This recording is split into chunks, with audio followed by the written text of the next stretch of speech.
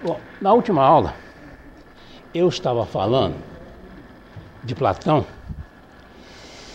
e as suas ideias curiosas a respeito da existência de um mundo superior ao nosso mundo material, onde estariam as tais formas ideais que ele imaginava. Esse tipo de ideia deu origem a uma palavra em português, platônico. Quando você fala platônico, você quer dizer alguma coisa que só existe na imaginação, mas que não é realizável, não se realiza na prática. Por exemplo, um projeto platônico.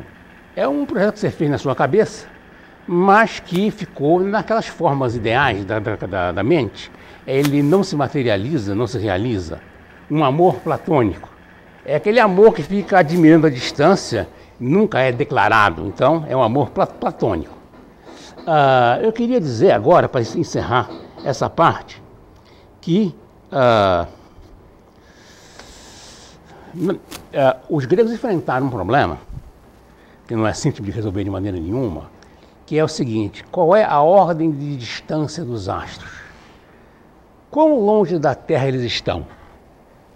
Isso é um problema muito difícil de resolver, porque vocês sabem que se vocês olharem duas estrelas, uma brilhante e outra de brilho muito fraco, você não sabe a razão disso. Se a brilhante realmente emite mais luz ou está muito mais perto que a outra. Isso não tem jeito de saber.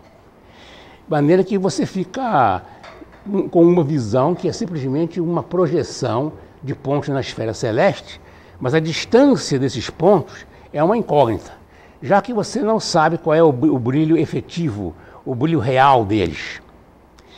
Então, isso naturalmente vale para as estrelas e para os planetas. A única coisa que você sabe é que a Lua é o corpo mais perto de todos. Porque a Lua ela tem a capacidade de ocultar todos os astros atrás de si. Ela passa na frente de todas as estrelas, oculta a estrela por trás, oculta os planetas e faz eclipse ocultando o Sol. Então, a Lua é o astro mais próximo. Bem, dos planetas mais distantes, como a partir de Marte, Júpiter, Saturno, os gregos tinham a ideia que a ordem deve ser essa: Marte, depois Júpiter, depois Saturno. Porque eles imaginavam que aquele que se move mais devagar deve estar mais longe. Essa é uma hipótese, e que é verdade. De fato, a terceira lei de Kepler diz que o quadrado do tempo, do período, para uma órbita circular é proporcional ao cubo do raio. De maneira que se você pegar a velocidade angular, que é inversamente proporcional ao período, a velocidade angular é inversamente proporcional ao raio elevado à potência 3 meios. De fato, quanto mais longe está o planeta do Sol, mais devagar ele se move em termos angulares. Isso é verdade. E o resto, como é que faz? Bom, aí é um problema difícil. E a razão é muito simples. É que Mercúrio e Vênus têm um movimento médio igual ao do Sol. Por razões evidentes, não é? É muito fácil de ver. Isso só pode acontecer.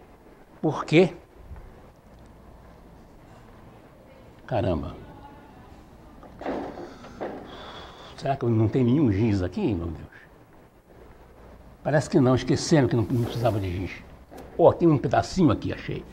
Serve. Esse serve. Porque eu estou querendo serve. A ideia é muito simples.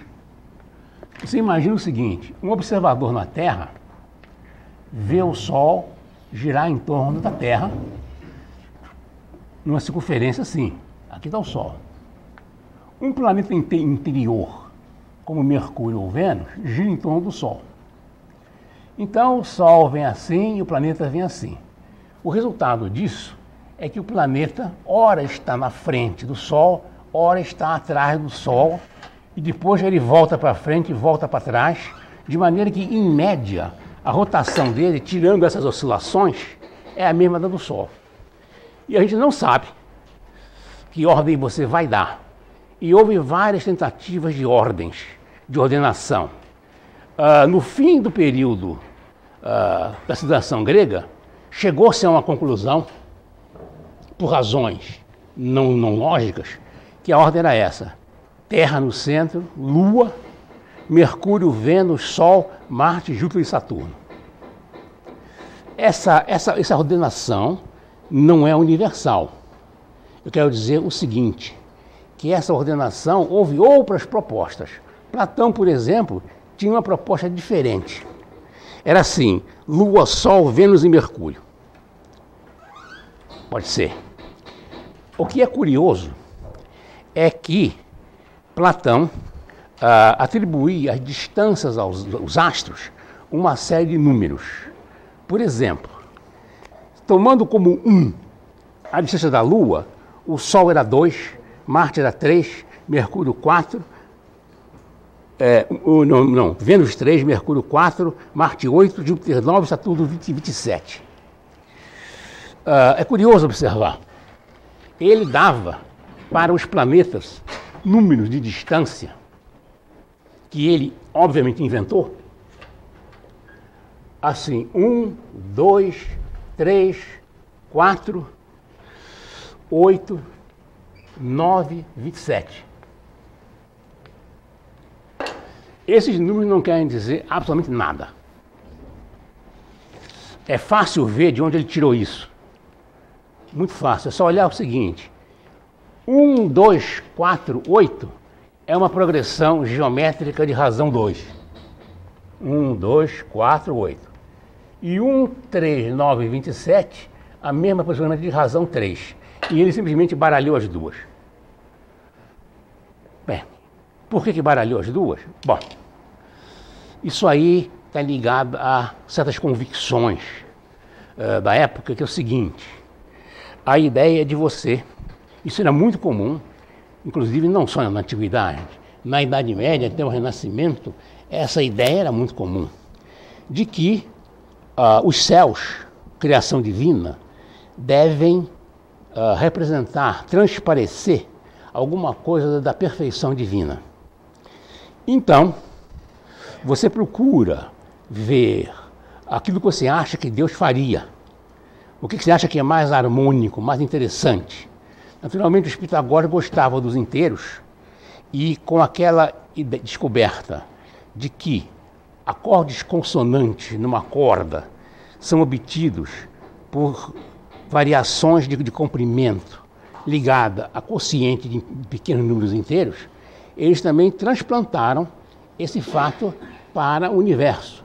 Deve haver, então, uma série de números inteiros, e esses números inteiros dá a distância dos astros.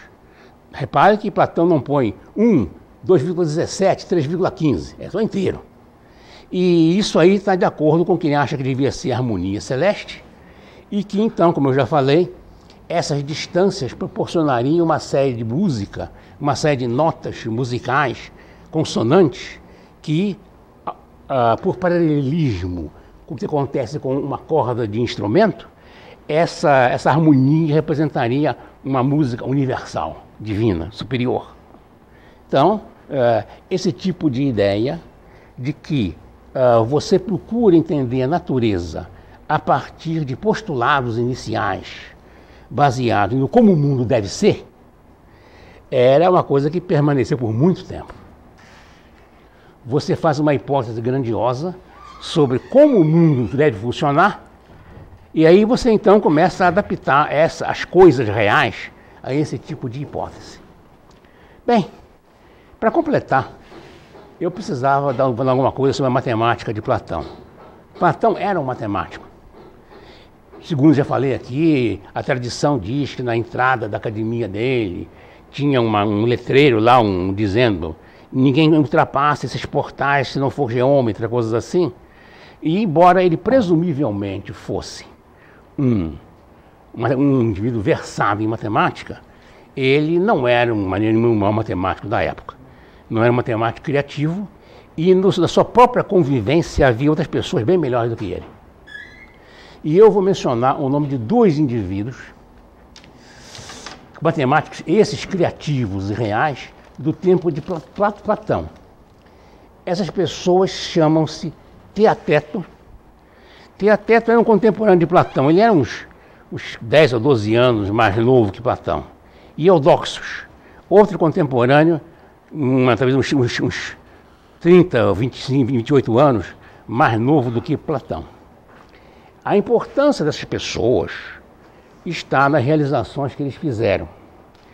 Essas realizações a gente conhece muito pelo depoimento de terceiros, porque muita obra se perdeu.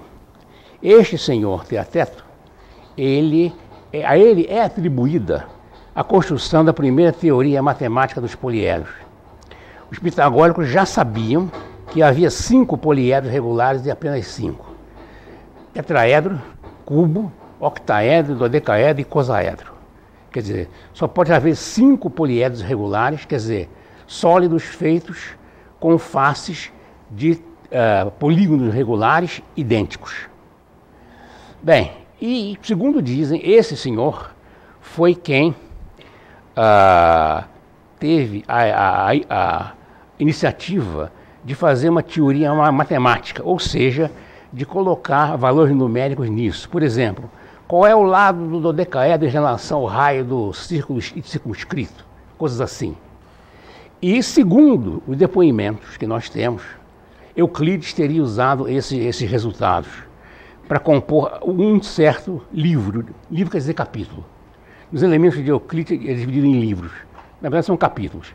Um desses capítulos dizem, um comentarista de Alexandria, no caso, que o Euclides usou esse resultado. O segundo nome, e é o maior matemático da era platônica, chamava-se Eudoxos. A esse Eudoxos são atribuídas 3 realizações importantes. A primeira é uma teoria de proporções que não depende mais de inteiros. Os pitagóricos sabiam fazer fração. O inteiro é dividido por outro maior. Acabou. E raiz de 2, como eu falei, não entra nesse esquema. Então, Eudoxos fez uma teoria de proporções baseada na relação de comprimento e segmento de reta, onde isso pode ser estendido para qualquer caso. A segunda grande realização de Eudoxos foi aquilo que ficou chamado depois como método de exaustão. É muito simples. É você calcular um dado sobre uma figura de lados irregulares por meio de uma sucessão de aproximações. Por exemplo, vai calcular a área da circunferência. Você escreve um quadrado. Depois você escreve um polígono de um pentágono de 5, depois 6, depois 12 ou coisas assim, e vai aumentando os lados, e você aproxima o perímetro da circunferência pela soma de todos os lados desses polígonos. À medida que você vai aumentando o número de lados, você tem uma aproximação melhor. Esse método foi usado depois brilhantemente por Arquimedes, para obter resultados exatos até. Bem, a terceira grande realização de Eudoxos é a questão do modelo astronômico. Vamos devagar. Eudoxos foi a primeira pessoa a fazer um modelo matemático para a astronomia.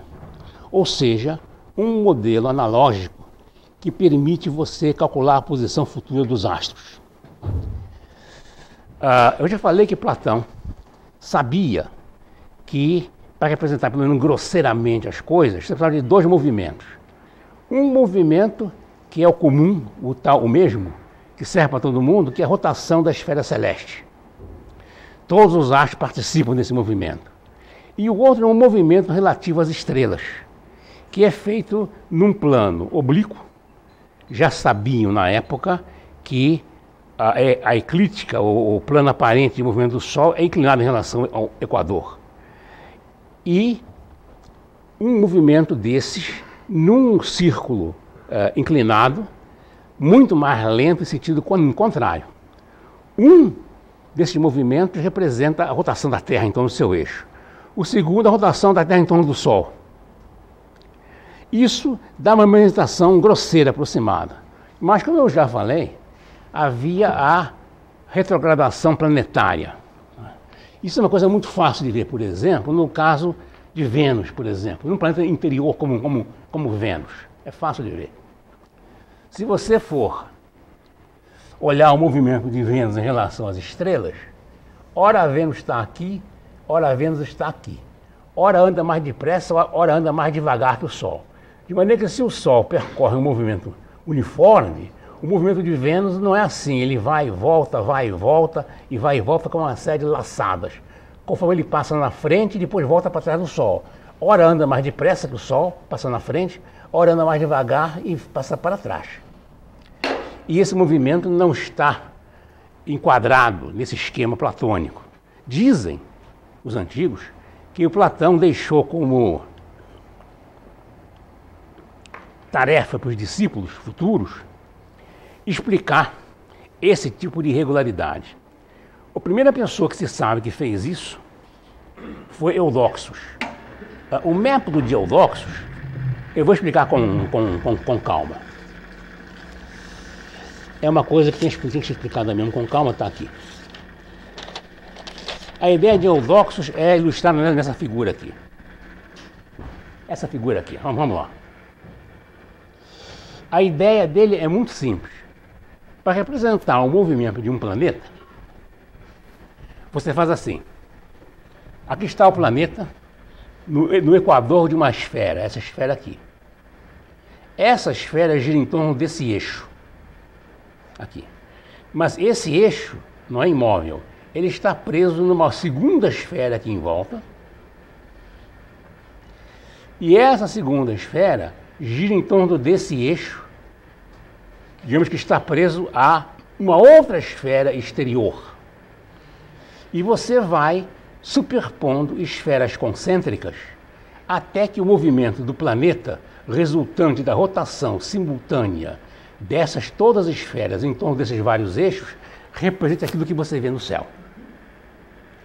É um trabalho terrível. É um trabalho de geometria, brilhante de geometria, que causa grande admiração até hoje. E ele arrumou esse esquema para os vários astros. Por exemplo, para a Lua, ele usa 3 esferas. Não é preciso entrar em detalhes. Uma esfera serve para representar a rotação da esfera celeste, que todos os astros participam dela. A segunda representa a rotação em torno da Terra. E a terceira é uma outra esfera que serve para representar a precessão dos equinócios. Quer dizer, os equinócios da órbita lunar não são fixos. Eles giram ao longo da órbita. Isso se sabia na época, e com 3 esferas, você representa isso decentemente bem. Naturalmente, para o Sol, ele usa o mesmo esquema. Não precisava, bastava 2. A precessão dos equinócios da órbita terrestre era desconhecida na época e era lenta demais. Para o planeta, ele usa 4. É uma coisa muito bonita, não vou entrar em detalhes, não interessa. Ele tem as 2 esferas tradicionais de Platão, o mesmo e o outro, e ele superpõe mais 2 esferas, colocadas de uma maneira conveniente, girando uma contrária à outra, mesmo evolução, uma série de detalhes, de maneira que, se você pegar o movimento do planeta, o movimento médio do planeta, digamos, o movimento médio do planeta, essas esferas superpõem uma espécie de 8 achatado e deitado. Quer dizer, esse movimento médio tem esse movimento aqui. E esse movimento simula a retrogradação planetária. É um trabalho brilhante de geometria, sem dúvida nenhuma. E Eudoxos fez esse sistema. Ele escreveu uma obra que tem o nome Sobre as Velocidades e que, infelizmente, desapareceu. Não existe mais. Nós sabemos das ideias dele por comentaristas posteriores. Aristóteles fala um pouco sobre Eudoxos. Um cara chamado Simplício, lá do século VI depois de Cristo, dá uma descrição mais detalhada das ideias de Eudoxos.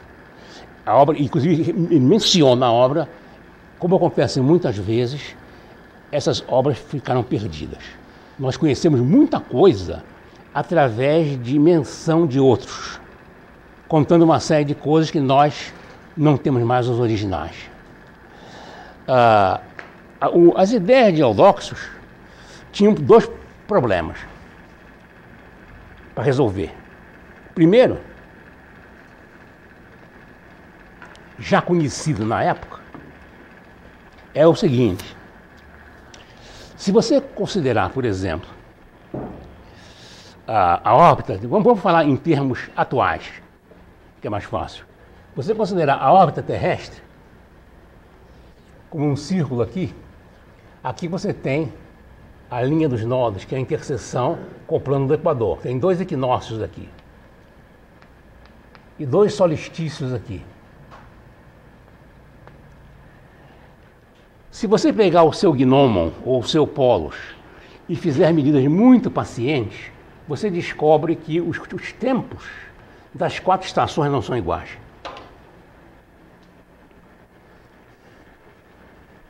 Ou seja, o período que dura cada estação é um pouco diferente um do outro. Isso significa uma coisa muito simples, que a velocidade de rotação da Terra em torno do Sol não é uniforme.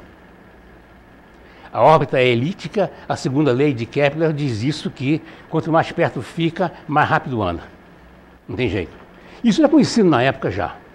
Ou seja, que vocês vejam que essas pessoas, com instrumentos primitivos e muita paciência e cuidado, conseguiam descobrir que as 4 estações não eram exatamente iguais. Isso não dá no sistema de Eudoxos. A segunda coisa óbvia que não dá, essa está na cara, é que o sistema dele é de esferas concêntricas.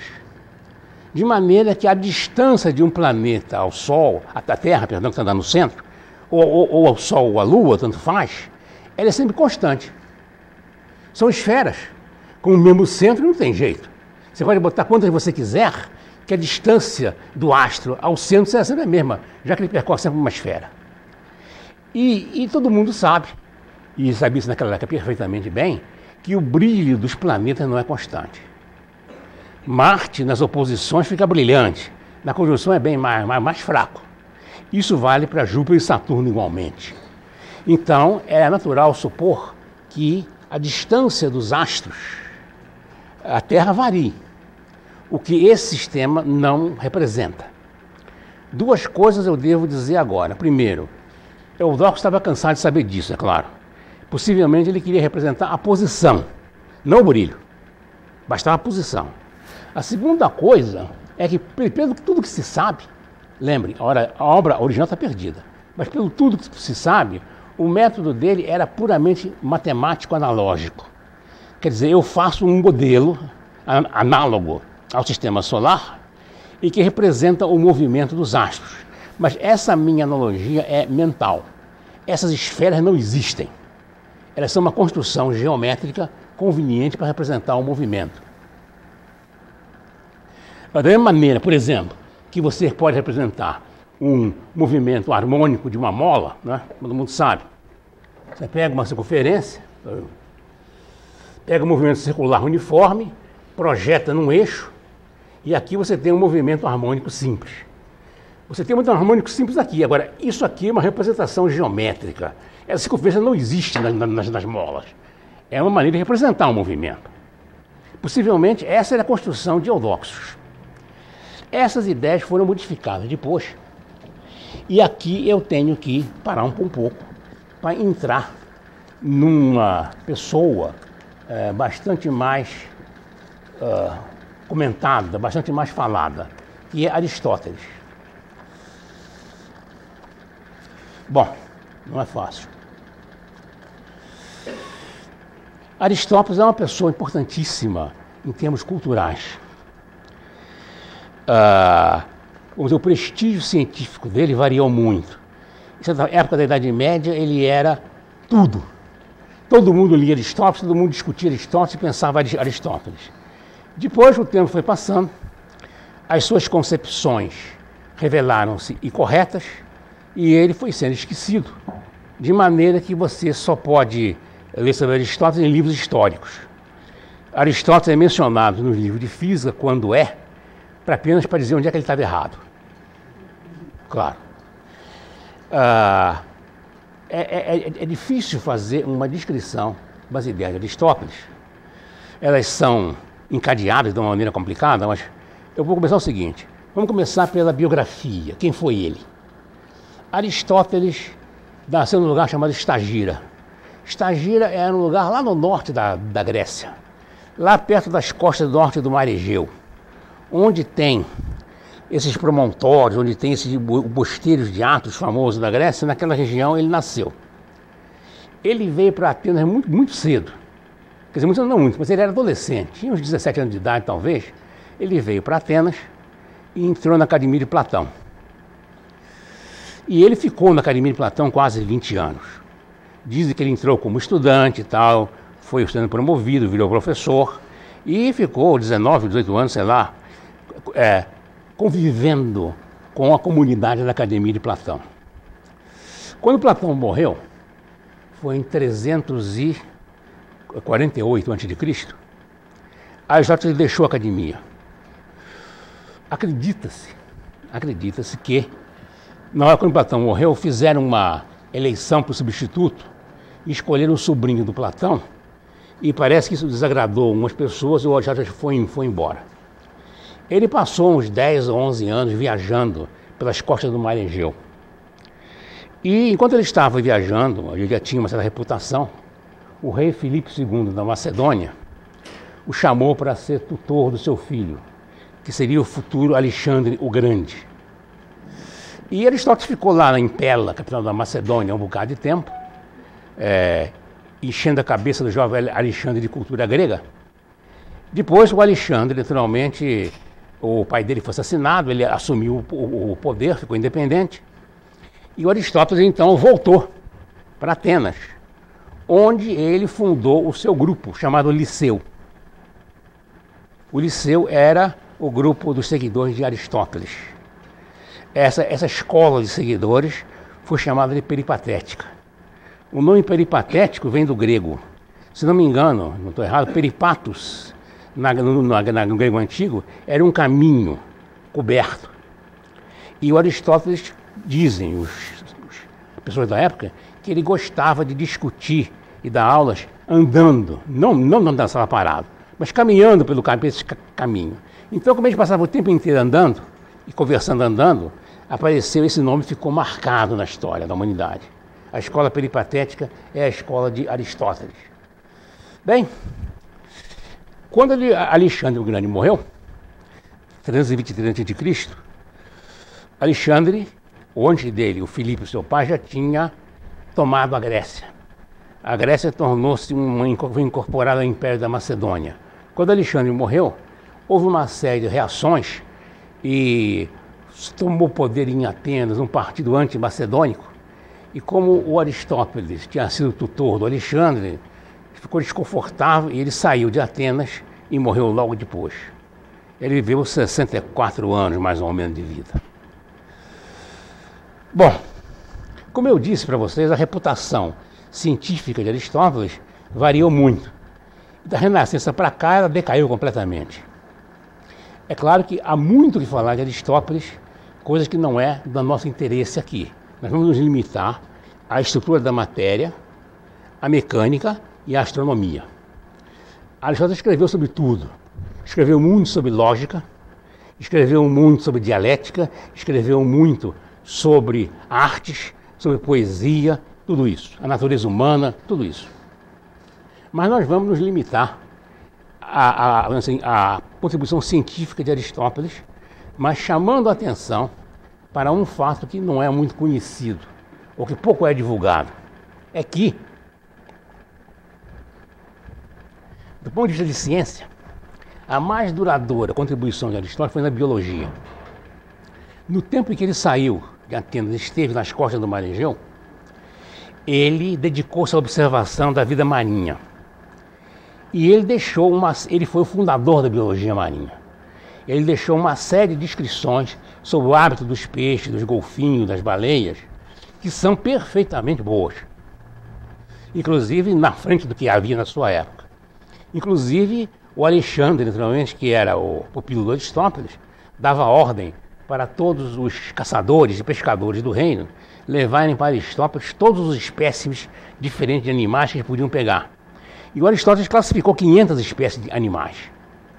Fez um arrazoado, mais ou menos lógico, sobre os animais. Inclusive, o ouriço do mar, ele tinha um aparelho mastigador curioso que se chama até hoje Lanterna de Aristóteles. Foi Aristóteles que descobriu. Então, a principal contribuição em ciência é biológica.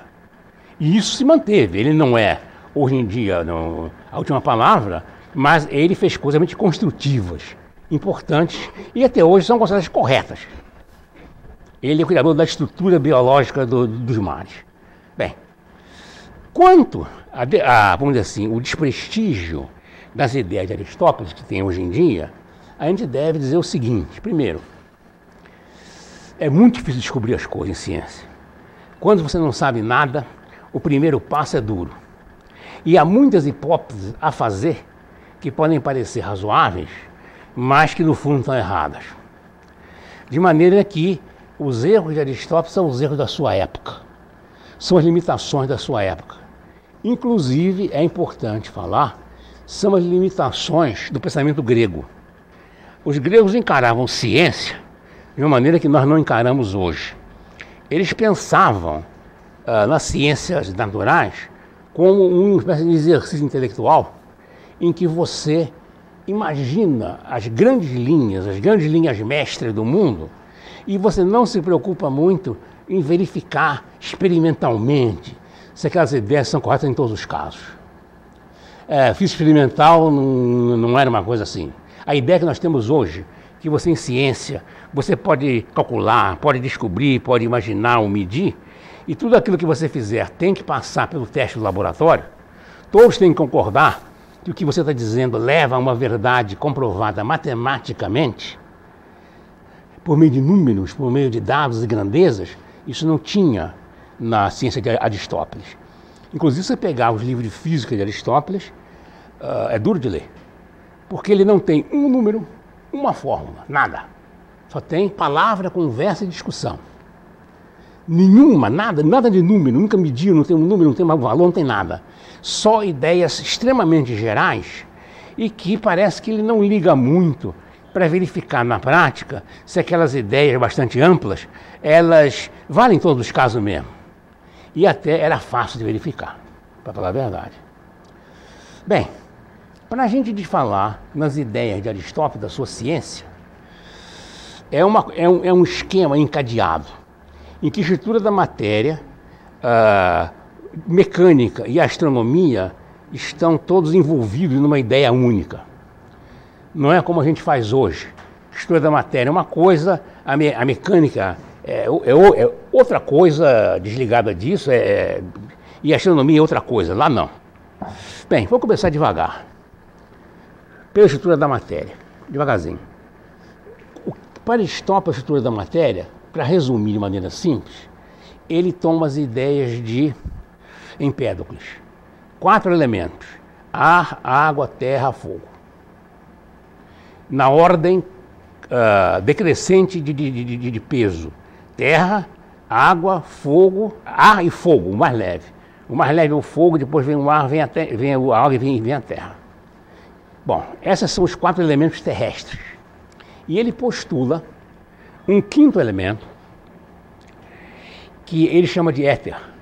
Eu devo dizer que na história da física tem vários éteres. Várias coisas foram chamadas de éter. Esse é o éter de Aristóteles. É uma substância especial da qual é constituído o mundo supralunar, quer dizer, o mundo celeste. Nós aqui temos 4 elementos, mas da Lua para cima, entrando, além da atmosfera terrestre, além do fogo, o que existe é uma outra substância que ele chama de éter e que ele imagina que seja superior, eterna, perfeita e incorruptível. Quer dizer, na Terra há transformações. Você pode tocar fogo numa coisa, pode quebrar um negócio, pode modificar as coisas. A Terra sofre transformações permanentes. Então se diz, os elementos são incorruptíveis, as substâncias são transmutáveis. Mas na esfera celeste existe uma placidez absoluta. E isso é porque lá tem uma substância diferente, superior, e que é incorruptível. E por isso nada muda na esfera celeste. Você pode perguntar, e um cometa? Bem, muito fácil. Para Aristóteles, os cometas não são membros da esfera celeste, são fenômenos atmosféricos. Compreende? São coisas que acontecem no nosso mundo atmosférico transmutável, que pode aparecer e desaparecer. Aliás, o próprio Galileu tem uma obra sobre cometa, em que ele diz que o cometa é fenômeno atmosférico também, que é a reflexão do Sol, de uma nuvem, não sei aonde e tal. Não é novidade, essa ideia é muito antiga, durou muito tempo, de que tudo que acontece no céu, que não é permanente, que é mutável, então é um fenômeno atmosférico. Inclusive, quando Tycho Brahe, isso muito depois, século XVI, descobriu uma estrela nova, aí foi aquele problema. Onde é que ela está? Ela está na nossa atmosfera ou está mais longe? E Tycho Brahe mostrou, por argumentos astronômicos e geométricos, que ela estava além da Lua. Então, esse universo maravilhoso e perfeito não é tão perfeito assim. Ele sofre transformações. Mas na época isso não era observado, então a ideia de Aristóteles era simples. A Terra é aquela confusão, aquele caos, e além das esferas dos vários elementos, o que tem é o éter, que é uma perfeição, que é um elemento divino, estável, incorruptível, e que é responsável pela aparência constante do universo. Bem, agora vejamos o movimento. Aristóteles, para resumir as ideias dele, que às vezes não são muito claras, mas ele quer dizer o seguinte: há dois tipos de movimentos, o natural e o forçado. O natural é o que a gente chamaria de movimento inercial. É um movimento que faz um corpo sobre o qual não está sendo feita nenhuma força externa, que nós dizemos hoje que é um movimento retilíneo uniforme. Naturalmente, naquela época era impossível dizer isso.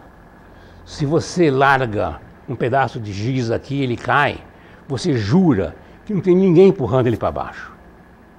Nenhuma ação está sendo feita. Então, o que Aristóteles diz? Um corpo abandonado a si mesmo, ele pode fazer 4 coisas diferentes, conforme os elementos que predominam na sua constituição. Se é o elemento terra, ele tende naturalmente para o centro da terra. Esse é o seu lugar natural. Então, um corpo abandonado a si mesmo, ele tende para o seu lugar natural. Se é feito de terra, vai para o centro da terra. Se é feito de água, vai para baixo, mas fica em cima da terra. Porque ele vê naturalmente que os mares estão em cima da terra. Se é o ar, ele fica em cima da água. Se você borbulhar ar embaixo da água, o ar sobe, né? Então, o ar fica em cima da água. E o fogo fica em cima de tudo. Porque a chama da vela parece que sobe no ar. Então, a dinâmica de Aristóteles inercial é a seguinte: todo o corpo abandonado a si mesmo tende para o seu lugar natural no universo. E lá é que ele fica parado. E tem esses lugares. O centro da Terra é o lugar natural das coisas pesadas. A água fica acima disso, o ar e depois o fogo. Pronto. Ou seja, a queda livre não é por causa da gravidade, não é por causa que a Terra atraia. Não existe isso. Porque isso é a vontade que o elemento Terra tem, de procurar o seu lugar natural no universo. Nenhuma ação externa é preciso para isso. Quer dizer, os movimentos inerciais são diferentes do que se imagina hoje. São movimentos tendentes que a matéria procura ocupar o seu lugar natural.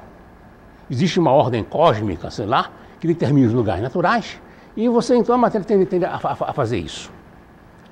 Bem, é claro que tem um problema. O que o éter faz? Aí Aristóteles vem com uma nova ideia. O movimento natural do éter é circular em torno da Terra. Ele faz isso porque esse é o movimento natural dele.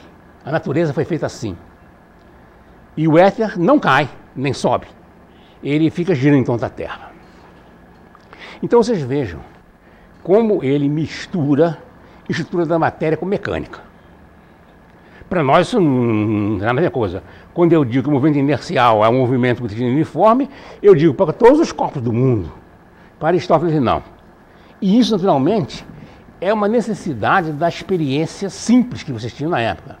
Para você imaginar movimento inercial por um bocado de abstração. Então, daquilo que a gente vê, você naturalmente postula esse esquema. Tinha um pouco mais de coisa. E o movimento forçado? O movimento forçado é aquele que não é natural. Por exemplo, se eu pegar isso aqui e subir, afastando da Terra, ele é forçado. Eu estou fazendo uma força que contraria o desejo natural da substância. Então, os movimentos forçados são movimentos feitos por ações exteriores. Alguém está impedindo o objeto de seguir o seu destino natural. Essa é a ideia de Aristóteles. E ele começa a introduzir uma dinâmica que perdurou por muito tempo, milhares de anos. E a ideia dele é mais ou menos a seguinte: se você pega um corpo e empurra ele dentro d'água, você tem que fazer uma certa força. Se empurrar no ar, faz menos força. Então ele propõe uma lei dinâmica que é mais ou menos, eu digo mais ou menos, porque ele nunca escreveu essa lei. Aristóteles não escrevia um número, ele só falava, de maneira que quando a gente fala que a lei de Aristóteles era essa, aqui, nós estamos traduzindo na nossa nomenclatura algébrica o que ele dizia. Então, no começo, para Aristóteles é o seguinte: a velocidade é proporcional à força impressa e inversamente proporcional à resistência ao movimento. Naturalmente, vocês pensam no seguinte: para uma pessoa da época, você só pode mexer um objeto se você empurrar. Tá certo? Os objetos tendem a ficar parados, os objetos. Se você larga lá, ele fica. Tá certo? Então, você normalmente pensa, a força é ligada com a velocidade. Sem força não tem velocidade. É claro que a ideia de ter atrito, essas coisas todas, não está entrando na cabeça de ninguém. Você imagina, se eu para mover um corpo tenho que empurrar, e quanto mais força eu faço, mais depressa o corpo anda, então a força é proporcional à velocidade. E é inversamente proporcional à resistência do meio. Essa lei desgraçada, de força proporcional à velocidade, ela perdurou por milhares de anos. E foi uma dificuldade para a mecânica se livrar dessa ideia. Todo mundo na Idade Média tinha tendência natural para pensar dessa maneira. Inclusive, Aristóteles ia um pouco além. Ele reconhecia que se eu pegar um corpo e empurrar com uma força pequena, ele não anda. Eu preciso fazer uma força mínima para isso sair, que é o atrito estático. Preciso fazer essa força. De maneira que ele ainda dizia o seguinte, depois de aperfeiçoar a lei: a força, a velocidade é zero, enquanto a força não atinge o valor mínimo, que é a força de atrito estático. Depois que ela passa da força de valor mínimo, então vale essa lei. Vocês vejam que ele está procurando representar a observação da natureza. Só que a observação da natureza dele é incompleta, é ingênua ainda. Então ele se baseia nessa ideia que é natural para nós. Todos os corpos abandonados assim mesmo ficam parados. Porque tem atrito no mundo inteiro, claro, tudo bem. E aí, ele põe essa ideia e começa a elaborar coisas sobre essa ideia. Bem, aí começam a aparecer dificuldades. E a solução que ele dá para dificuldades é uma solução ruim. E qual é a maior dificuldade? A primeira dificuldade é o seguinte: quando eu pego um pedaço de uma pedra e jogo para o alto, eu estou empurrando a pedra, está forçado. Quando eu largo, não estou fazendo mais nada. Então, assim que eu largo, eu devia cair. Se ninguém está fazendo nada, mas deve ser um natural. Por que razão ela continua a subir? Hoje a gente sabe, a força é ligada com a aceleração. Se você tirar a força, tira a aceleração, mas a velocidade está lá, para ser consumida pela gravidade. Bom, naquela época não havia essa ideia. Inclusive a palavra aceleração é desconhecida. De maneira que é um problema. Você joga uma pedra para o alto, quando você larga a pedra, por que ela continua a subir? Ninguém está fazendo mais nada em cima da força nenhuma em cima da pedra. Se ninguém faz força nenhuma, ela tinha que entrar no movimento natural, cair. Por que ela continua subindo? E Aristóteles, ou os seus contemporâneos, dão umas explicações extremamente curiosas e que mostram o espírito da época de gostar mais de hipótese do que de verificação. Primeira hipótese possível é uma que Aristóteles dá. Quando você empurra, olha só, quando você empurra a pedra para cima, está empurrando para cima, mas está empurrando o ar também para cima. Quando você tira a mão, esse ar que está subindo e que não tem que cair, que está no seu lugar natural, ele continua empurrando a pedra por um certo tempo. Depois que acaba esse empurrão, a pedra cai. Ou seja, o movimento, quando você larga a pedra para cima, continua sendo forçado pelo ar que você empurrou. Essa explicação, ela é desmentida pelas mais simples experiências. Não é? Inclusive, na Idade Média, e antes da Idade Média, várias pessoas contestaram essa hipótese. Por exemplo, um chamado João Filoponos de Alexandria, ele recusava isso absolutamente, disse isso não faz sentido. Ele diz o seguinte: suponha que você tem um arco e uma flecha. Você puxa a flecha, larga. O que está empurrando é a corda, não é isso?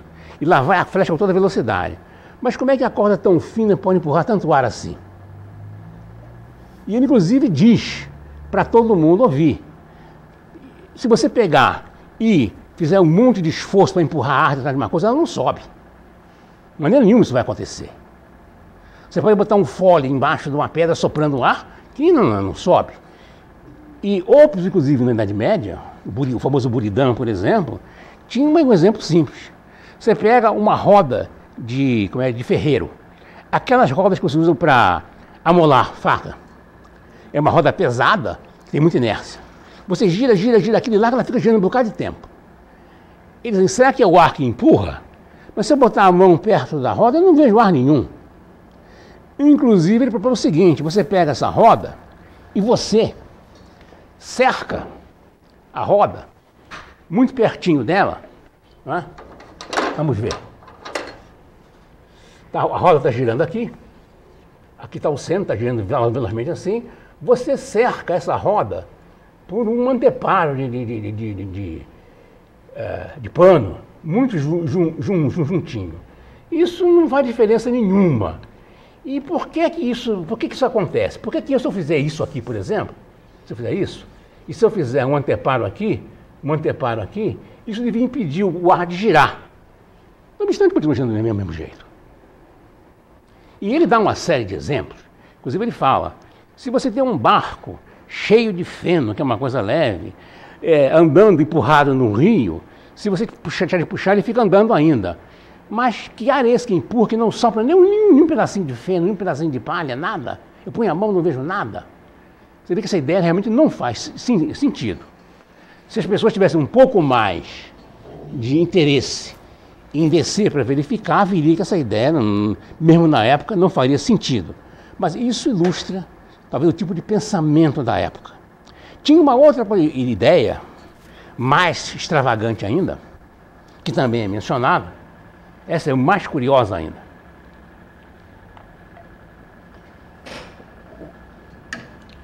O grego chamava de antiperistasis. É uma ideia fantástica. É a seguinte: deixa eu fazer um desenhinho aqui. Suponha que você tem um corpo.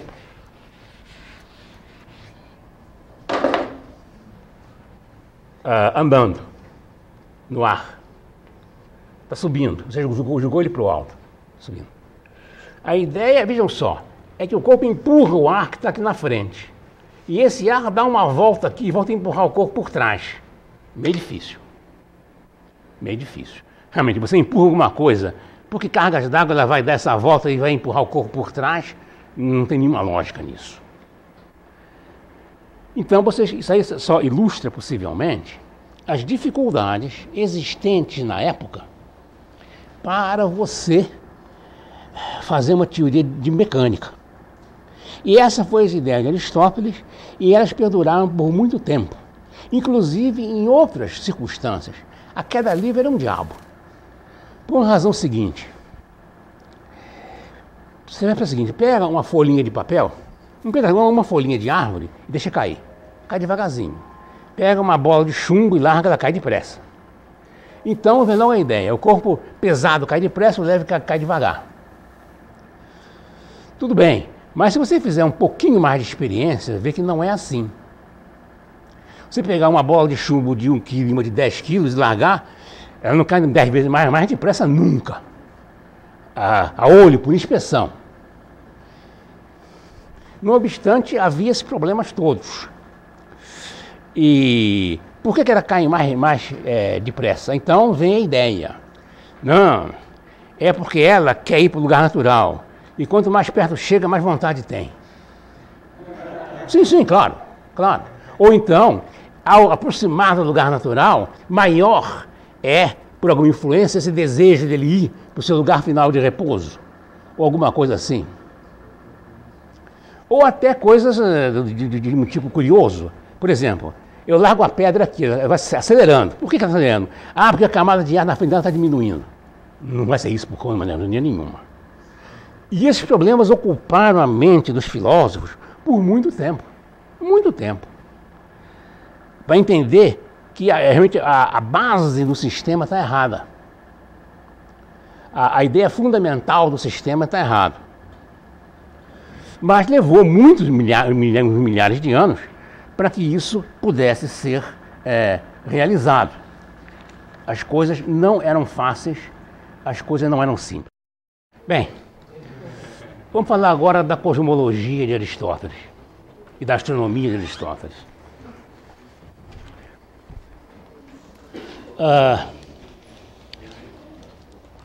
Vamos com calma. Primeira coisa. Aristóteles admitia a Terra esférica, sem dúvida nenhuma. Já falei até na aula passada que argumentos que ele dava sobre a esfericidade terrestre, não tinha dúvida nenhuma. Agora, inclusive, a esfericidade da Terra era uma consequência natural da sua dinâmica. Porque se o destino de todos os corpos pesados é o centro da Terra, é natural que a Terra, atraindo, por assim dizer, tudo que é pesado no universo, seja esférica. Porque ela pegou pedaços de todos os lugares.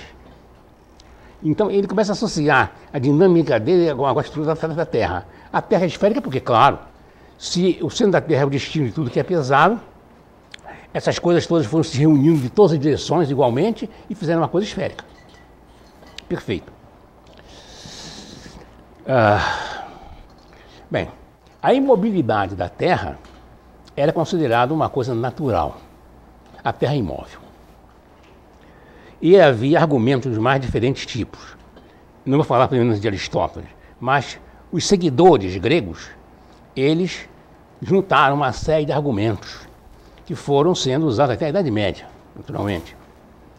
Por exemplo, um argumento possível é o seguinte: se a Terra é construída de tudo que é mais pesado no universo, é natural que ela esteja parada, aquela coisa mais pesada que existe.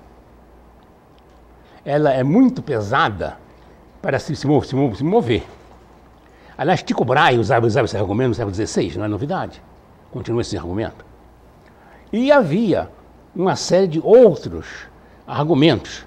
Um correto, absolutamente correto, que é o seguinte. O argumento é o seguinte: se você, a Terra, digamos, está girando em torno do Sol, se fosse assim, eu fico olhando uma estrela. Lá atrás é uma estrela. E aí eu vou andando em torno do Sol. Enquanto eu vou andando em torno do Sol, a estrela deve estar andando para lá. Quando eu volto, deve estar andando para cá. Se eu miro um ponto fixo e ando assim, eu estou vendo essa coisa andar para trás de mim. E depois, quando eu dou a volta e volto, essa coisa vai girar em sentido contrário. Então as estrelas deveriam ter um movimento alternativo, acompanhando a rotação terrestre. Esse argumento é correto. Só que as estrelas estão longe demais para você perceber isso. Só em 1838 que o matemático e astrônomo Bessel descobriu esse movimento. As estrelas estão muito longe. Inclusive, eu devo dizer que era uma convicção normal da época e da Idade Média que o universo era muito pequeno. Era assim, vamos lá, Terra, Mercúrio, Vênus, Sol, Marte, Júpiter, Saturno e logo depois uma esfera das estrelas. Era um universozinho do Sistema Solar. A esfera das estrelas estava logo ali depois de Saturno. Inclusive o próprio Tycho Brahe recusava a ideia das estrelas estarem longe, com o argumento filosófico seguinte: Deus não vai deixar um espaço vago tão grande assim. Bom, como ele já diz o que Deus vai fazer, não tem problema. Claro, essas convicções íntimas acontecem. Bom, esses são argumentos que eram dados contra o movimento da Terra. Havia argumentos contra a rotação da Terra também. E esses argumentos, não falando só de Aristóteles, se acumularam ao longo do tempo. Vários argumentos eram dados. Primeiro, se a Terra girasse, haveria um vento horrível do ar em sentido contrário. E aí as nuvens sairiam voando, os pássaros sairiam voando. Tá certo? Ou então, se a Terra girasse, nós seríamos expulsos da Terra pela velocidade de rotação, pela força centrífuga. Bom, mas, sim, há um famoso experimento que era muito citado na época antiga. É o seguinte: se você joga uma pedra do alto de uma torre, está aqui uma torre aqui e tal, etc., aqui da Terra, se você joga uma pedra daqui, ela cai juntinho da torre. Ora, se a Terra estivesse girando, digamos, para lá, se fosse isso, quando você largou a Terra, a torre se afasta e a Terra tem que cair longe, a pedra tem que cair longe. Naturalmente, naquela época, não se conseguia imaginar, de maneira nenhuma, que quando você larga alguma coisa do alto da torre, a pedra largada já tem a velocidade horizontal da torre. De maneira que, para quem está fora de tudo da Terra, a pedra cai realmente assim, mas a torre também anda. De maneira que sempre a pedra está alinhada com a torre, desde o começo ao fim, claro. Ou como se falou muitas vezes, pega um navio andando em velocidade constante de mar calmo. Você joga uma pedra do mastro do navio, ela não cai para trás. Mas essa ideia foi usada sucessivas vezes. E você joga uma flecha para o leste, uma flecha para o oeste, o alcance deve ser diferente. Tudo imaginando que as coisas não participam do movimento de onde elas estão. Você imagina que se você largar alguma coisa aqui, você largou alguma coisa, mas essa coisa continua com a velocidade de rotação da Terra. Estava com você. Eles imaginaram que se você largar, ela não para logo. Então, esses argumentos todos eram dados contra a rotação terrestre, contra a translação terrestre. É natural que a Terra ficasse no centro. Bem,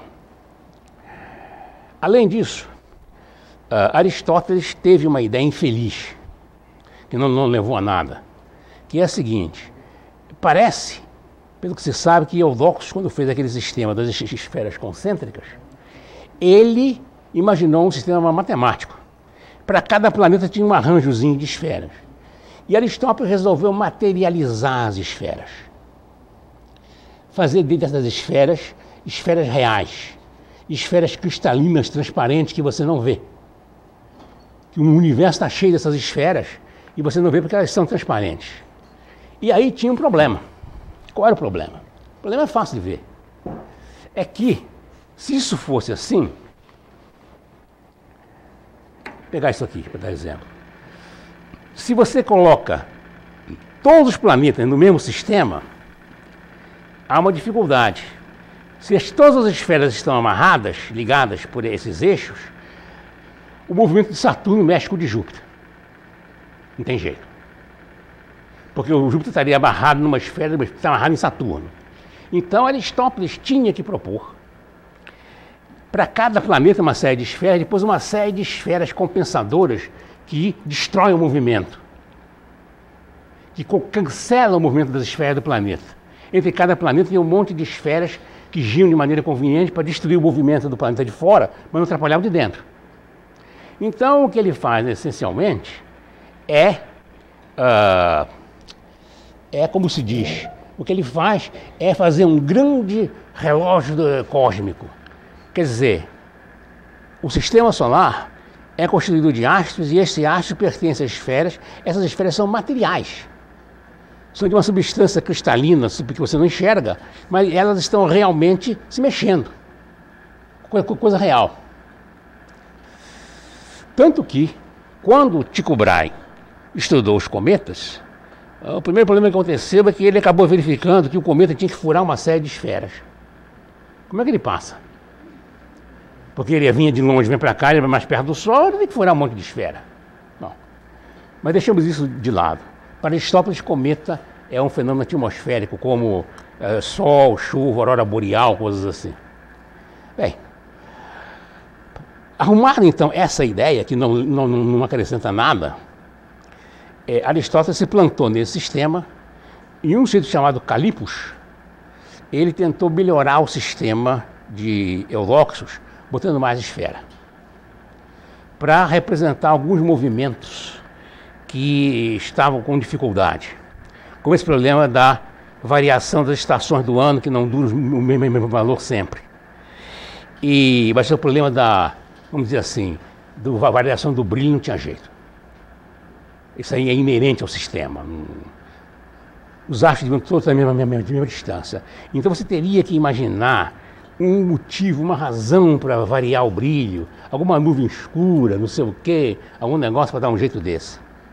Bem, então Aristóteles seguiu esse caminho e ele deixou essa herança da estrutura da matéria, da relação entre matéria, movimento natural e movimento forçado, e da, vamos dizer assim, da cosmologia. Uma cosmologia materializada. Naturalmente que tinha um problema, é claro. Por que as esferas se movem? Então ele postulava a existência de uma última esfera superior que tivesse a capacidade de mover a volta de si mesmo também, para manter esse sistema em andamento. Lembra que para Aristóteles, se você parar de empurrar, a coisa para. Então alguém está empurrando sempre. Então tem que ter alguma esfera superior que empurra as outras e ainda mantém-se a si mesmo em movimento. Pergunte. Eles davam alguma explicação sobre a diferença dos tamanhos dos planetas? Isso não tinha jeito.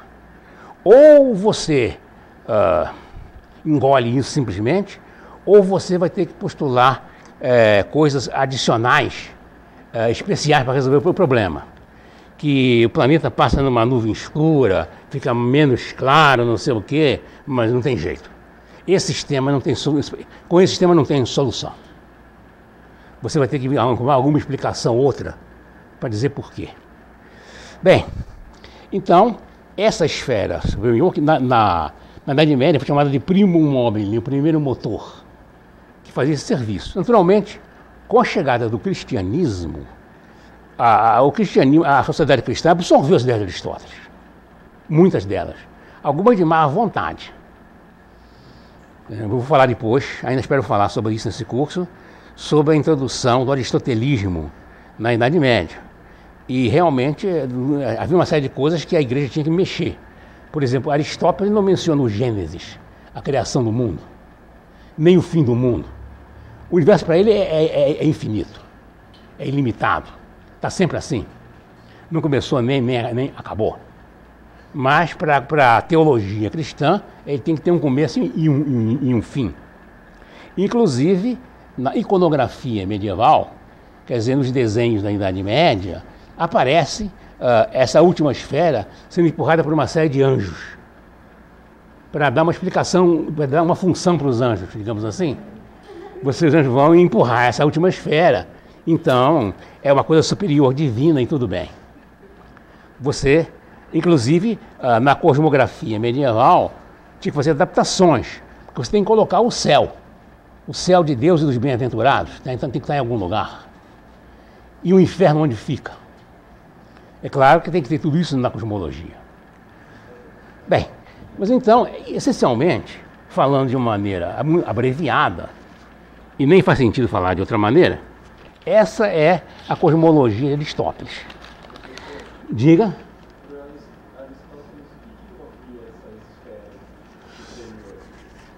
Bom, para ele tinha uma explicação. Essa é uma esfera realmente superior, que é a única coisa no mundo que se move a si mesmo.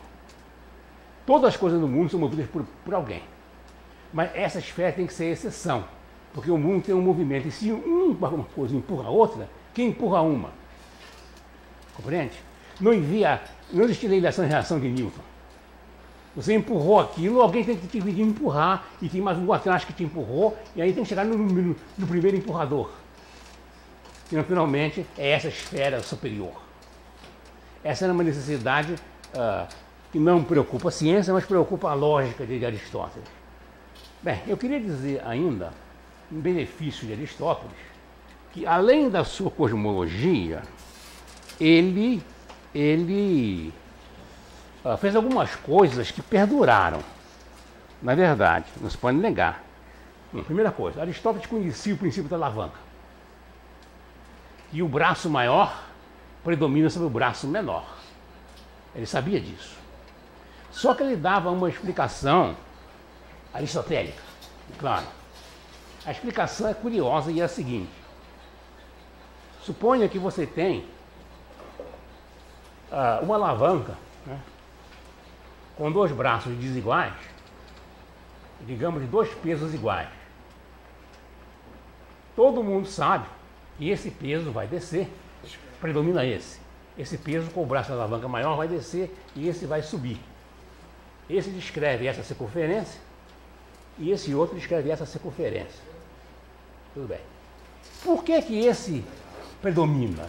É o seguinte, porque essa circunferência de curvatura menor parece mais com a linha reta, que é um movimento natural.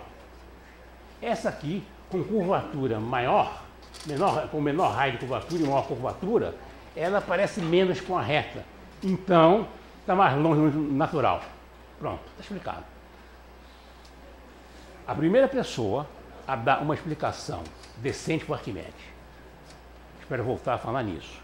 Arquimedes demonstra o princípio da alavanca a partir de hipóteses absolutamente razoáveis e deduz por que o produto do peso pelo braço da alavanca é igual. É outro nível, é em outro nível. Bem, mas o que mais? Aristóteles também tem coisas certas em outros setores. Há observações deles que são corretas. Não vamos dizer que tudo é ruim. Por exemplo, o som, para Aristóteles, é uma perturbação do ar. Você mexe no ar aqui, quando você fala, e ele se propaga através do ar.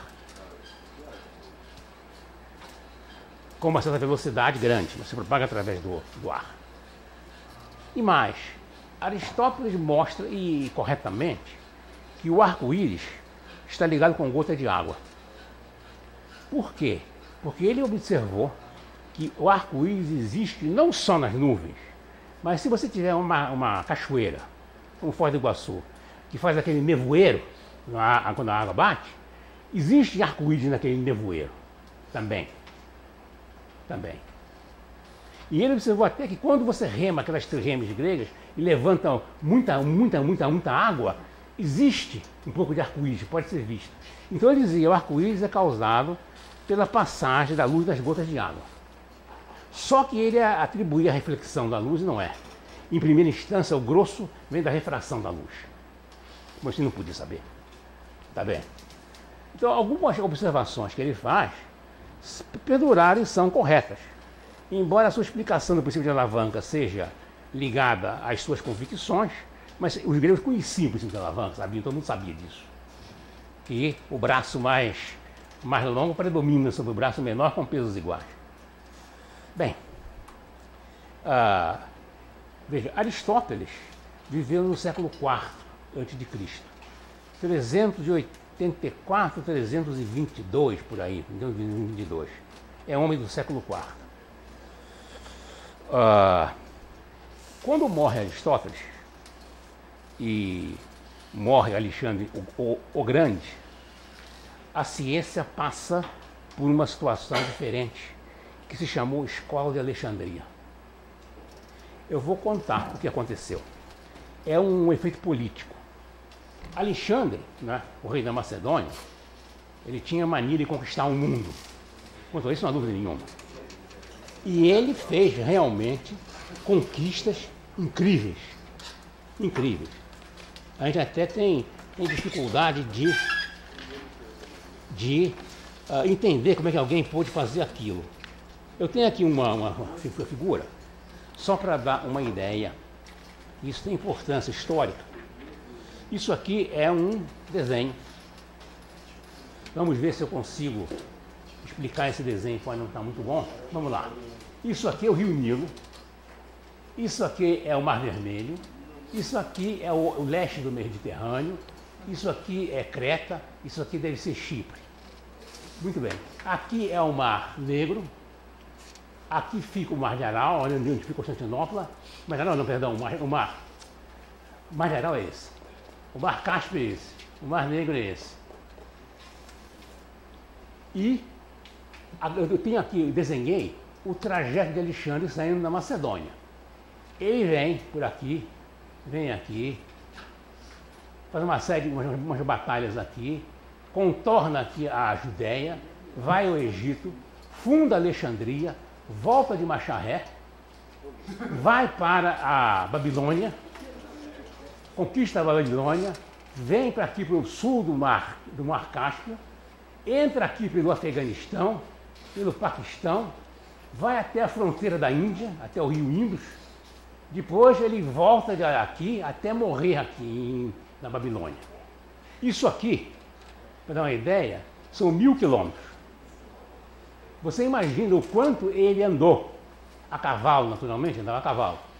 Mas quantos milhares de quilômetros ele fez, inclusive indo desde aqui da Macedônia, aqui em cima da Grécia, até a Índia, as fronteiras da Índia. E voltou. E morreu aqui. Ele fez isso em 10 anos. Passou 10 anos andando a cavalo e batalhando, lutando. Naturalmente, não estou falando aqui do gênero militar ou da organização militar de Alexandre o Grande, é outra coisa. Mas a importância que esse fato tem para nós é que essas conquistas de Alexandre, elas divulgaram a cultura grega numa região grande do Oriente. Ele fundou várias cidades com o nome de Alexandre, Alexandria no Egito, ficou até hoje. E a cultura grega, o pensamento grego, foi divulgado nas regiões mais orientais. De maneira que, quando você pega a ciência do Oriente, após Alexandre, você tem que ter cuidado para ver o que é do Oriente e o que é da Grécia que entrou lá. Há vários indícios, inclusive na ciência hindu, de coisas que vieram da Grécia, lá das invasões de Alexandre. Muito bem. Alexandre morreu em 323, com o quê? Com, sei lá, 30 e poucos anos. E aí, quando ele morreu, o império dele se dissociou. Era um império enorme, imagine só, não consolidado. E aconteceu que os vários generais, as várias pessoas da corte importante, começaram a brigar entre si pelo poder. Porque ele deixou um herdeiro quase recém-nascido. E aí, esses generais de Alexandre iniciaram umas guerras internas, que duraram mais de 30 anos. E um dos generais de Alexandre, chamado Ptolomeu, ele conseguiu se apoderar do Egito e fazer um reino estável no Egito. A dinastia, lembremos que o Egito naquela época estava sob domínio persa. Os persas conquistaram o Egito no tempo de Cambises, 525 a.C. Em 300 e pouco por aí, Alexandre chegou e expulsou os persas do Egito. E foi muito bem recebido no Egito, porque mandou os persas embora. E esse general de Alexandre, o Ptolomeu, ele conseguiu se apropriar do Egito, fazer uma monarquia estável, sólida, com muitos combates, muitas lutas, muitas coisas. Inclusive a história do Colosso de Rhodes, o cerco de Rhodes, é um episódio dessa guerra. Há vários generais que apareceram, fizeram reinos temporários, foram derrotados e veio outro, etc. E esse reino do Egito ficou mais ou menos estável e criou uma dinastia, a dinastia ptolomaica do Egito, que era uma dinastia importada, greco-macedônica, não tinha nada de egípcio. E essa dinastia durou, e o último representante foi a rainha Cleópatra, que de egípcio não tinha nada. Ela era greco-macedônica. E os ptolomeus que se seguiram foram pessoas espertas. Eles entraram no lugar dos faraós, passaram a ser faraó, e deixaram a religião do Egito em paz. Os templos, aquelas coisas todas, os deuses, tudo, não tem problema nenhum. O pessoal lá camponês quer adorar o que quiser, Amon, coisa que o valha, não tem importância. Nós ficamos só com o poder político. E essa dinastia ptolomaica durou desde o ano 300 a.C. aproximadamente, quando ele mais ou menos se firmou, até os 50 a.C., o tempo de Júlio César. Quando Júlio César derrotou Marco Antônio e incorporou o Egito a Roma, diretamente.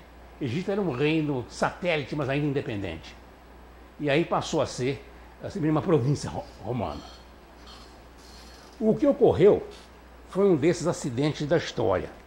Esse Ptolomeu, ele teve a ideia de fundar uma instituição científica.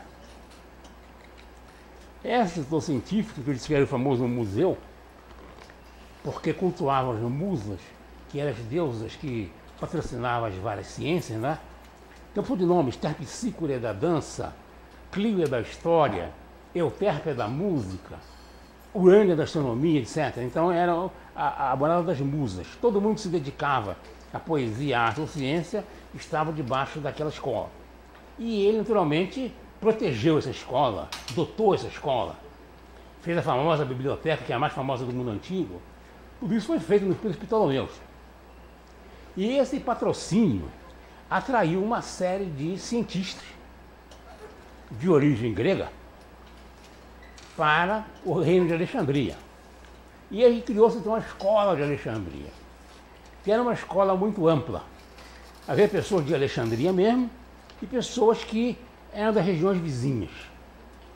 Por exemplo, Arquimedes morava em Siracusa. Dizem que ele esteve em Alexandria e ele se correspondia com Eratóstenes, que era um matemático de Alexandria. Aristarco fez observações na ilha de Rhodes, mas era da escola de Alexandria.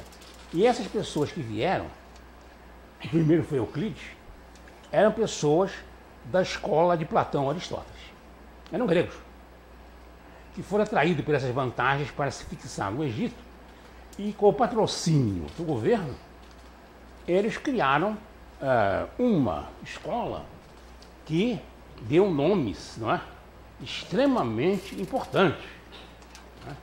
Há uma série de nomes que eu escrevi aqui, que ninguém, assim, ok, que ninguém pode deixar de citar. Por exemplo, astrônomos, Aristarco. Essas datas aqui não são muito confiáveis. Em geral, as datas todas que eu dou, citando-se alguns casos que se sabe direito, tem uma série de especulações. Algumas pessoas você nem sabe a época em que viveu direito. Tem até dúvidas sobre o século em que ele viveu. Você vê. Mas você pega Aristarco, Eratóstenes, Hiparco e Ptolomeu, são astrônomos e matemáticos. Os matemáticos puros, Euclides, Diofante, Apolônio e Pappus, são os grandes nomes da escola de Alexandria, matemáticos ilustres. E tem os matemáticos e engenheiros, né? Arquimedes e Herão de Alexandria. Tem mais outros, Filo de Bizâncio, Ctesíbios, um monte de indivíduos que eram engenheiros também, como Herão também era um engenheiro. E essas pessoas levaram a cultura grega ao seu máximo estágio de desenvolvimento. Né?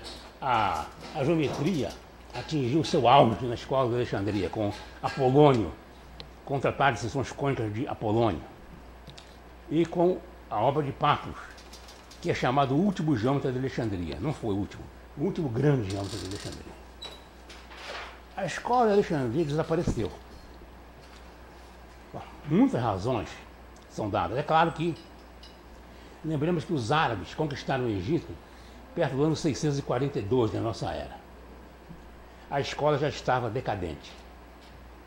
E você pode acompanhar isso bem. Acredita-se que a escola, eu acredito muito que a escola de Alexandria, a sua decadência deve-se talvez ao esgotamento dos meios empregados. Você pega a geometria sintética, com régua, compasso, etc. Você desenvolve até um certo ponto. Depois não tem quase mais nada para descobrir. Você esgota a possibilidade do método. Aí você precisa de geometria analítica, de cálculo diferencial integral, essas coisas. Enquanto isso não vem, você estagnou. Difícil tirar mais alguma coisa. Astronomia, por exemplo. Os gregos levaram a astronomia e a previsão astronômica e a representação das órbitas dos planetas, do Sol e da Lua, a uma situação de boa perfeição. Agora, para ir mais longe, precisa o telescópio. Eles foram até onde podia permitir, talvez, o olho humano. Você pega agora uma lente astronômica e começa a descobrir mais coisa, você tem mais inspiração para você mudar as suas ideias. Tem mais informações. Por exemplo, quando Galileu observou as fases de Vênus, foi uma coisa fundamental. Se Vênus tem fase, ele vem em torno do Sol mesmo. Isso ninguém pode ver ao olho nu. As fases de Vênus são invisíveis ao olho nu. Então, enquanto não se fez telescópio, enquanto não se fez cálculo de expressão integral, enquanto não se fez geometria analítica, você esgota os métodos que você está usando. E você pode ver isso na seguinte situação. Você vai vendo os geômetras de Alexandria. Tem os geômetras criativos. Depois tem outros geômetras muito bons, mas são todos comentadores. Eles escrevem sobre o passado.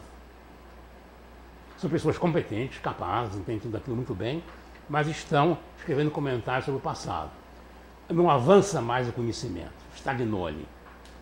Possivelmente, essa foi a estagnação dos meios de conhecimento. Você explorou os meios que você tinha de obter informação ao máximo. Daí para frente você tem que partir para novas ideias. Por exemplo, no século XIX, você explorou a mecânica clássica ao máximo. Para ir para frente tem que pedir uma outra mecânica com outras informações, com outros conhecimentos. Você estagna, a mecânica foi estagnada simplesmente. Nós ainda estudamos a mecânica de Hamilton e Jacobi. Parou ali, o Poincaré no máximo, parou ali. Bem, então esse é o problema. Um outro problema que é muito citado, eu vou discutir com calma ainda, é o aparecimento do cristianismo. Repare o seguinte, o cristianismo foi uma religião minoritária e perseguida por 300 anos, até o tempo de Constantino. Mas é que até o ano 300, os cristãos eram uma minoria perseguida que não influenciava em nada. Entre Constantino e Teodósio, que é entre o comecinho e o fim do século IV, a religião fica tolerada, e a partir da época de Teodósio, 390 e tantos depois de Cristo, ela passa a ser religião oficial. Ela passa a ter real influência. De maneira que é preciso lembrar o seguinte, que os chamados pais da igreja, que escrevem antes disso, a influência deles é limitada. Não pense que porque esse ou aquele disse aquela coisa, todo mundo vai fazer. A religião era minoritária e sofria perseguições esporádicas, mas às vezes violentas. Bem, segunda coisa. A partir do ano 400, em que a religião fica oficial, há uma tendência natural para você oprimir demais religiões. As religiões ligadas ao governo sempre são absolutas. O mundo está cheio de exemplos disso. Toda vez que tem uma religião oficial, as outras ficam em situação ruim. E no passado, mais ainda. Mais ainda. Muito mais. Bem, então, e no Egito, por exemplo, que é no Império Romano do Oriente, na Europa Ocidental, houve uma série de motins religiosos. Houve manifestações de rua, tumultos, né? Onde os cristãos estavam querendo perseguir o que eles chamavam que eram os pagãos. Repare o seguinte, para o cristianismo primitivo, a preocupação era ir para o céu e não para o inferno. E a ideia natural é que o fim do mundo estava logo ali. Bem, daqui a algum tempo vem o fim do mundo, vem o juízo final. Então, você tem que se ocupar em salvar a sua alma. E ciência é uma coisa irrelevante agora, né? Quem está focado nessa ideia está pensando só em salvar a sua alma e se preocupar com a religião. A segunda coisa que acontece é que para os cristãos primitivos, a ciência veio do paganismo. Claro, veio da antiguidade. E tudo que vinha do paganismo é suspeito. Isso existiu. Não teve a influência que dizem, mas esse fato existiu. Se você pegar a chamada patrística, que é a leitura dos primeiros pais da igreja, você vê isso. A preocupação com a religião e a preocupação de mostrar que o cristianismo é superior ao paganismo. É claro que a Bíblia não é um livro de ciência. Não dá para você contrastar a Bíblia com os livros de Euclides ou com as crônicas de Apolônio. Não tem sentido isso. Mas eles procuravam defender a visão cristã do mundo e, naturalmente, desprestigiar aquela que não era assim. Alguns desses pais da igreja, como Lactâncio em especial, ele vai aos extremos de criticar os pagãos por acreditar numa terra esférica. Vai a esse extremo. Mas deve-se lembrar que isso não representa influência no curso da humanidade. Lactâncio diz isso, vejam o que os cristãos faziam. Ele escreveu isso, mas a influência dele não foi nenhuma. Nenhuma. Inclusive Copérnico, por exemplo, ao escrever sua obra e dedicar ao Papa, diz que Lactâncio era muito bom em negócio de religião, mas era um ignorante em ciência. Não tem dúvida nenhuma de dizer isso para o Papa. Inclusive, eu já falei, se você pegasse a universidade medieval, todo mundo sabia que a Terra é esférica. Não tem influência nenhuma isso. Não há um autor medieval de ciência que diga que a Terra é esférica. É plana. De maneira nenhuma. São formas contadas. De maneira que a manifestação desses religiosos é um impacto perfeito, mas de maneira nenhuma isso representou a posição da igreja ou representou uma influência no decurso da ciência. Não existiu. Então, essa situação da escola de Alexandria, ela desaparece. Bom, há uma história famosa, contam-se várias, que quando os árabes entraram no Egito, 640 e pouco daí, por aí, logo depois da morte de Maomé, o comandante árabe, isso quem diz é um autor árabe mesmo, mandou um pedido para o califa Omar, perguntando o que ele fazia com os livros da biblioteca. E o califa deu aquela solução radical. Se esses livros concordam com o Corão, eles são inúteis, pode destruir. Se não concordam, são heréticos, destrói também. Diz então que tocaram fogo na biblioteca. É verdade que a biblioteca já tinha sofrido várias depredações.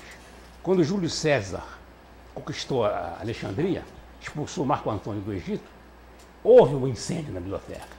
E houve outros incidentes desse tipo. Não sei até que ponto cada um foi o mais importante. Mas a biblioteca desapareceu. Não tem mais vestígio nenhum. Tudo aquilo que havia em pergaminho ou em papiro que se escreveu, desapareceu tudo. Diz esse comentarista que isso foi usado para esquentar a água dos banhos públicos.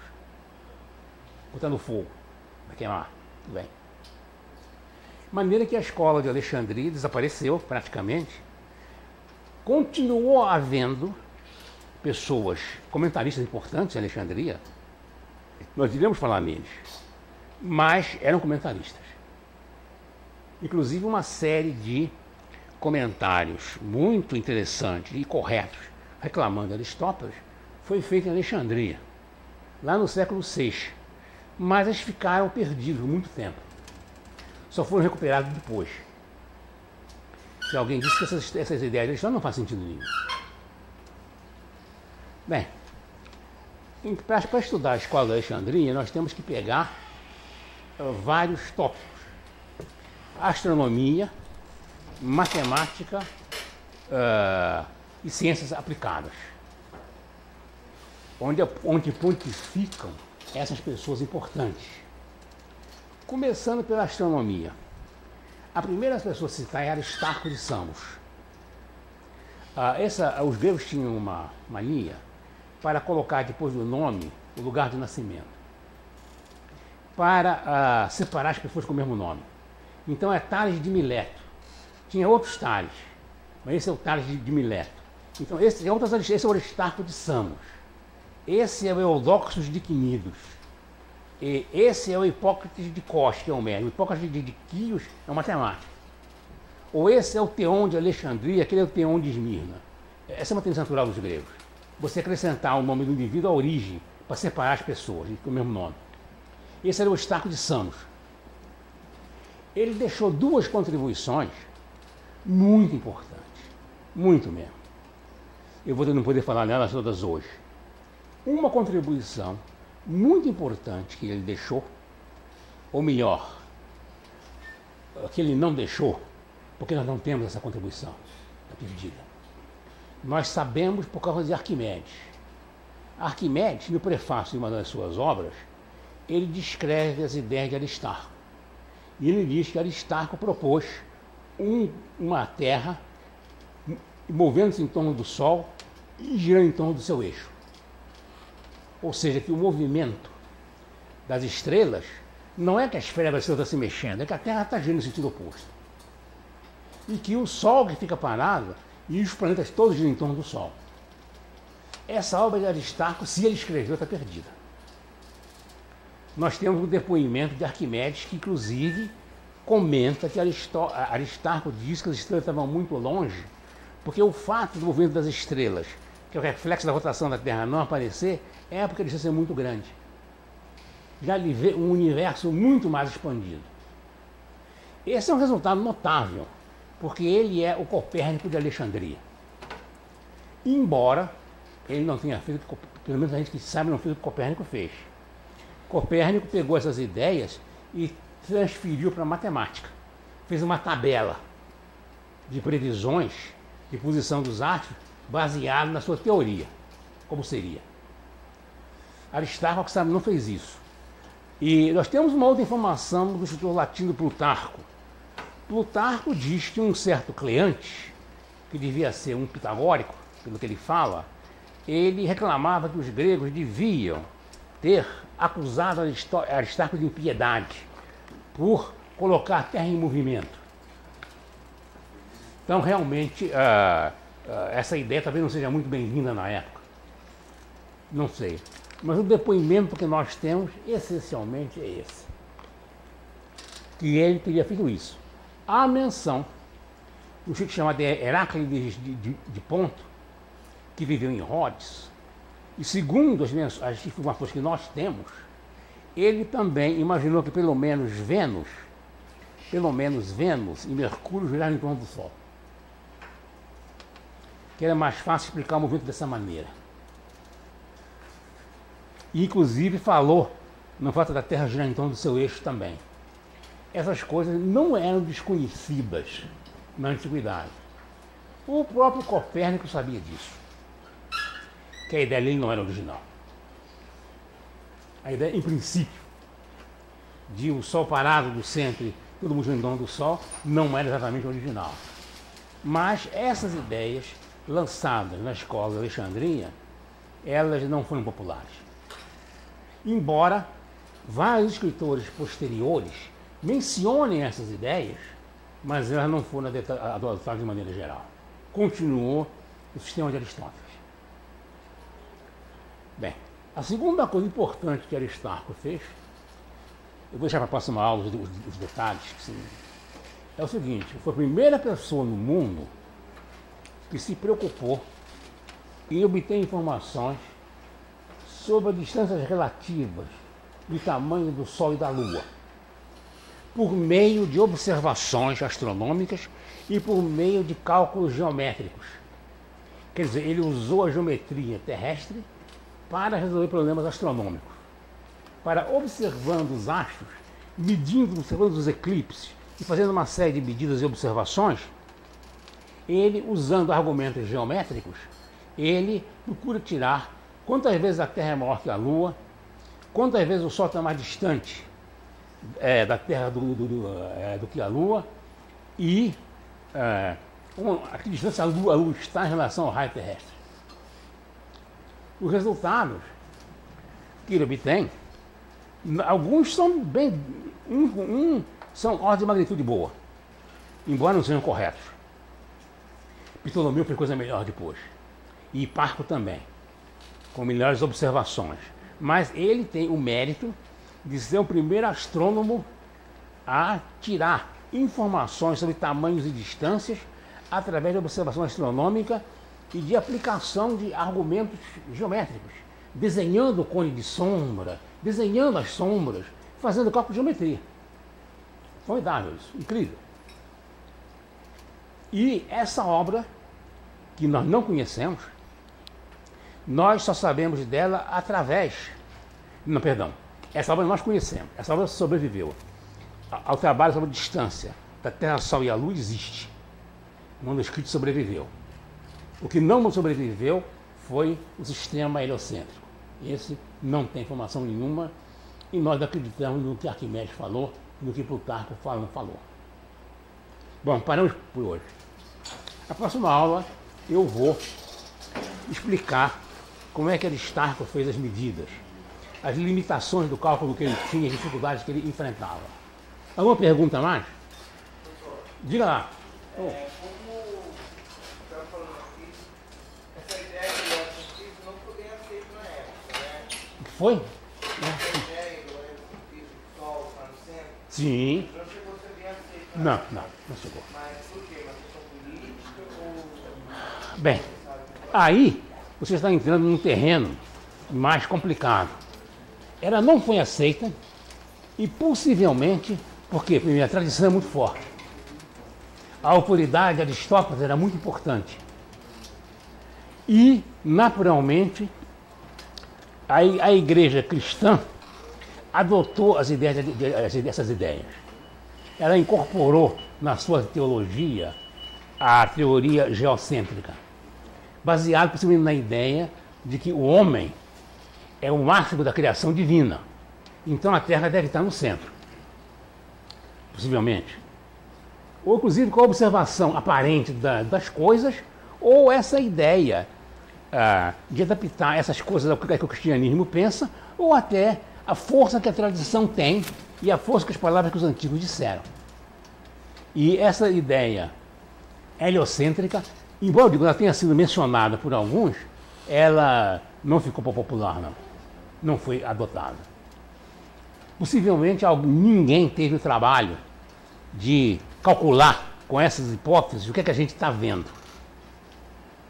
E fazer um trabalho que Copérnico é um matemático. Ele fez um trabalho enorme de prever toda a posição dos astros baseado no seu sistema, usando os dados da sua maneira de ver. Ele queria, no fundo, substituir o Almageste de Ptolomeu pela sua obra.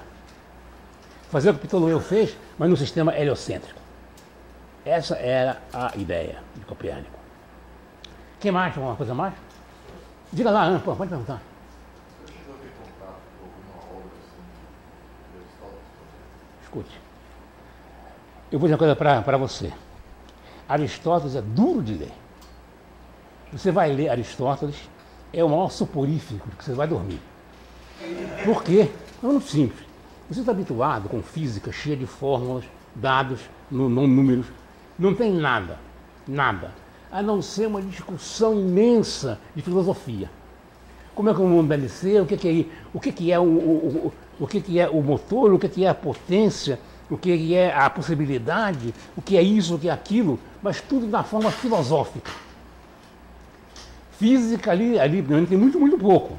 Todos os argumentos são baseados numa conversa filosófica hipotética que simplesmente não é do meu gosto. Agora, naturalmente que eu, tendo que saber, eu vou pegar as fontes que traduziram as essências de Aristóteles, claro. Tem uma série de livros que eu tenho muito bons, que tem a discussão do pensamento de Aristóteles, já escrito por um indivíduo que está escrevendo o pensamento numa linguagem mais ou menos atual. A linguagem original dele é terrível. Eu tenho até a obra em casa, mas realmente é duro de ler. Porque é uma obra enorme, só falando. E falando em termos puramente abstratos. Não tem uma experiência, não tem uma verificação, não tem nada. É só tudo mental. Como é que a coisa deve ser, por que tem que ser um movimento assim, e tudo baseado em argumentos de adequação filosófica. O que deve ser para que as coisas fiquem boas assim, um assado. É muito duro de ler Aristóteles. É realmente difícil. É melhor pegar um texto de uma pessoa um filósofo paciente, digeriu aquilo tudo e escreveu um resumo daquelas ideias numa linguagem que a gente pode entender. Isso é software mesmo para pessoas especialistas. Inclusive para aqueles que fazem questão de ler o original grego. Né? Tem os especialistas que são assim. Tem obras difíceis de ler, é o seguinte, o cara vem falando, assim, vejamos o que diz Platão. Aí meia página em grego. Eu não sei grego, não, vamos devagar. Não precisa ser tão pedante assim, diga lá o que você quer dizer. Mas tem, o Duane escreve assim. É uma página em grego. Como é que você vai tirar alguma coisa dali? Difícil. E no grego antigo, naturalmente. No grego da época, porque não é naquele grego da época. Então você vai ler aquilo. É difícil. Esses filósofos antigos são difíceis de ler. Você, em geral, procura o contato com muitos livros, mas que tem uma versão já digerida para a linguagem atual. Comentando, inclusive, as ideias do indivíduo. Ler seco assim é muito difícil. Bom, quer mais alguma coisa, não? Diga lá. Eu disse que o Aristóteles ele imaginava o mundo como uma fusão dos 4 elementos, né? Sim, senhor. O que ele dizia a respeito da luz? A luz... Bem, a luz... Eu ia falar isso na segunda parte do curso, mas se você perguntou, vamos dizer. Na antiguidade tinha 2 teorias sobre a luz. Uma teoria de a luz é uma emanação do corpo luminoso que o olho percebe.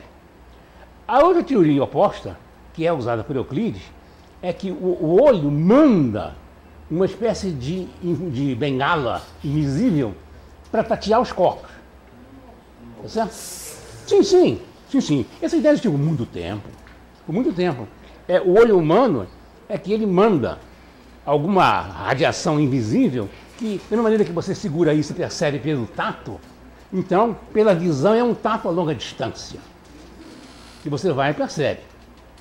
Havia as duas teorias mais ou menos coexistiam e discutiam. E a maioria achava que a velocidade da luz era infinita. A maioria. Poucos diziam que devia ser finita, mas na época isso seria relevante, porque ela anda tão depressa que ninguém consegue medir na época mesmo, de maneira que, do ponto de vista prático, dizer que é finita, enorme ou infinita não vai fazer diferença. Lembre-se que a velocidade da luz só começou a ser conhecida razoavelmente no século XVII. Por experiências astronômicas, não por terrestre. Terrestre é no século XIX. Mais alguma coisa? Olha lá, diga. Aristóteles falava que a tendência natural dos corpos era se juntar junto ao lugar natural. Sim. A Terra não tinha um lugar natural para ela? Tinha. Assim, quanto mais pesada a coisa, mais por cento da Terra ela tende. E ela não chega lá porque ela bate na Terra que já está lá.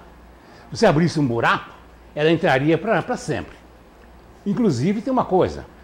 Nós dissemos, se você abrir um buraco na Terra de um lado a outro, se você largar uma coisa aqui, impossível, mas ela vai, passa pelo centro, vai até lá e volta. Para Aristóteles não, ela vai, quando chega no centro, para.